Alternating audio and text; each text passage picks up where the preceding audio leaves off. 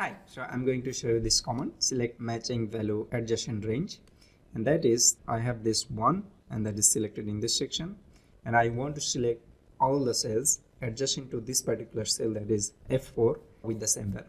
So if I just run this, it will open up this movement direction, so I can move in all of those 8 directions, or I can say that okay, I want to move only in this horizontal or vertical direction.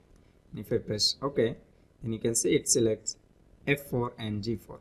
But if I run this again and then say okay, I want to only go in this diagonal direction, then I can just press this and you can see now it selects F4 and E5.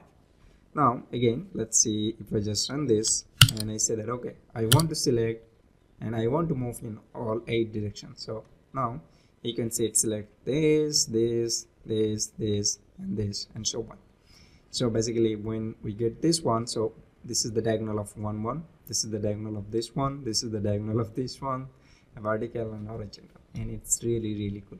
It's not need to be necessarily a numeric value, it can be a string, it can be any other symbol or anything. That's it. Have a good day.